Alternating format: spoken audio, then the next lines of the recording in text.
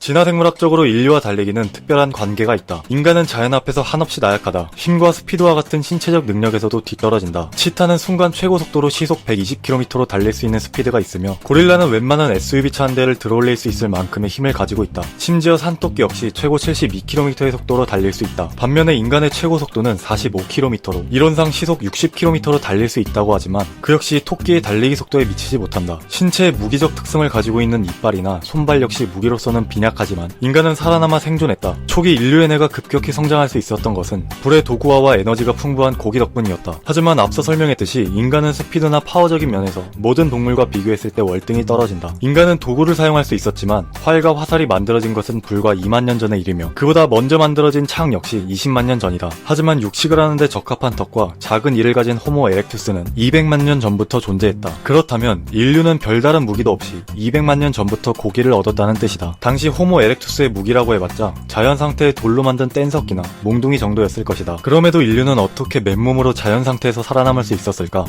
그 점은 우리의 몸에 털이 없는 이유에서 찾을 수 있다. 세계적인 영국의 동물학자 데즈먼드 모리스는 털없는 원숭이라는 책으로 유명하다. 제목 그대로 인간은 털없는 원숭이라고 표현한 것이다. 실제로 이러한 털이 없는 인간의 모습은 인류와 가장 가까운 침팬지를 포함한 모든 영장류와 가장 눈에 띄게 구별질 수 있는 특징이다. 앞서 살펴봤듯이 인간은 모든 동물과 비교했을 때 힘과 스피드와 같은 신체적 면에서 굉장히 뒤떨어진다. 그렇다면 인류가 고기를 얻을 수 있는 방법은 무엇일까? 바로 동물들이 지쳐 쓰러질 때까지 쫓아가 달리는 것이다. 인간은 타고난 마라톤 선수이다. 정확히 말하자면 타고난 마라톤 선수가 되도록 진화한 것이다. 예를 들어 인간이 영양을 사냥하기 위해 달린다고 가정해보자. 영양은 자신을 향해 달려오는 인간을 보는 순간 그 즉시 최고 속도로 도망을 간다. 그리고 그렇게 10에서 15km를 달리고 나면 영양은 고체온증으로 탈진을 한다. 반면에 인간은 다르다. 우수한 마라토너는 시속 20km의 속도로 2시간을 달릴 수 있다. 사슴이 눈앞에서 20초 만에 사라지고 호랑이가 저 멀리 나타나서 10초 만에 인간을 따라잡을 수 있지만 30km를 달릴 수 있는 능력은 오로지 인간에게만 존재한다. 속도를 유지하는 지속성과 더 오래 달릴 수 있는 지구력 측면에서는 경주마도 인간을 따라잡기 힘들다. 이러한 인간의 사냥 방법은 2009년 영국 BBC에서 제작된 다큐멘터리를 보면 아직 원시적인 생활 형태를 유지하는 아프리카의 부족의 사냥 방법을 통해 알 수 있다. 이 부족민들은 3명에서 영양을 사냥감으로 정하고 영양을 추적한다. 순간적인 속도로는 절대 따라잡을 수 없지만 사냥꾼들은 묵묵히 영양을 추적하며 쫓아가고 결국 고온으로 탈진한 영양을 따라잡아 창을 던진다. 이 방송의 제작진은 인류가 어떻게 더 빠르게 달리는 짐승을 잡을 수 있도록 진화했는지를 보여주는 장면이라고 설명한다. 이렇게 인간이 오래 달릴 수 있는 것이 가능한 이유는 몸에 털이 없기 때문이다. 인간은 다른 영장류와 다르게 두꺼운 털 대신 수백만 개의 미세한 땀구멍을 가지고 있다. 직립보행을 하면서 인간은 공기와 닿는 피부 면적이 넓어져 땀의 증발량이 많아졌다. 이 말은 그만큼 열을 식히는데 훨씬 유리하다는 뜻이다. 인간은 땀으로 체온을 유지한다. 반면에 고양이와 개는 땀 대신 숨을 헐떡이면서 체온을 조절한다. 왜냐하면 이러한 동물들은 열을 조절하는 시스템이 오로지 폐에만 존재하기 때문이다. 따라서 입으로 뱉는 숨보다 많은 열이 몸에 쌓이게 되면 포유동물들은 자연스럽게 달리기를 멈추게 된다. 하지만 인간은 다르다. 인간의 땀은 물에 가깝다. 결국 전신에서 땀이 나오면서 땀은 증발하게 된다. 일반적으로 액체가 증발할 때는 에너지가 함께 달아난다. 결국 땀이 증발하면서 몸을 냉각시키는 것이다. 즉 장거리 달리기 측면에서 볼 때 인류를 따라올 동물은 없으며 그 말은 수백만 개의 땀구멍을 통해 뛰어난 냉각 기능을 가진 동물 역시 인간밖에 없다는 뜻이다. 인간은 오래 달리기를 하다 보면 러너스 하이라는 상태를 경험한다. 러너스 하이란 인간이 장거리로 오래 달리다 보면 고통을 느끼기보다 오히려 행복감이나 희열을 느끼는 현상을 말한다. 그 이유는 장거리 달리기로 심한 고통이 왔을 때 신체는 고통을 줄이기 위해 엔돌핀을 분비하는데 이때 인간은 심리적인 쾌감을 느끼게 된다. 실제로 많은 연구를 살펴보면 달리기와 같은 고부하 유산소 운동을 하면 혈중 엔돌핀이 증가한다는 사실을 보여준다. 이러한 러너스 하이 현상은 생존을 위해 끊임없이 달려야 했던 인류에게 긍정적인 피드백과 함께 달리기에 대한 동기부여를 줄 수 있다. 게다가 일시적으로 고통을 잊게 해주기 때문에 인간은 고통을 견디며 더욱 오래 달릴 수 있었다. 실제로 러너스 하이 현상이 진화적 결과라는 연구 결과도 나온 바 있고 많은 연구자들 역시 러너스 하이를 진화의 산물로 보고 있다. 카이스트 과학기술 정책대학원장의 김도현 교수는 인간의 진화론적 정체성은 달리기에 있다고 말했다. 우리의 몸은 달리기에 적합하도록 진화해왔다. 그리고 그러한 특징들은 아직도 우리의 DNA 속에 남아있다. 정강이와 대퇴골은 아치 형태를 하고 있기 때문에 달리기를 하는 동안 몸을 앞으로 추진하는데 굉장히 유리하다. 또한 아킬레스건은 길고 단단할 뿐 아니라 탄성이 있어서 에너지를 축적했다 추진력으로 바꿀 수 있다. 엉덩이 근육은 추진력을 높이는 방향으로 진화했다. 실제로 엉덩이 근육을 만져보면 걸을 때가 아니라 달리고 있을 때 단단해진다. 다리는 길고 허리가 가늘어졌다. 이 모든 특징들은 우리가 더 멀리 걷고 달릴 수 있도록 진화해왔음을 말해준다.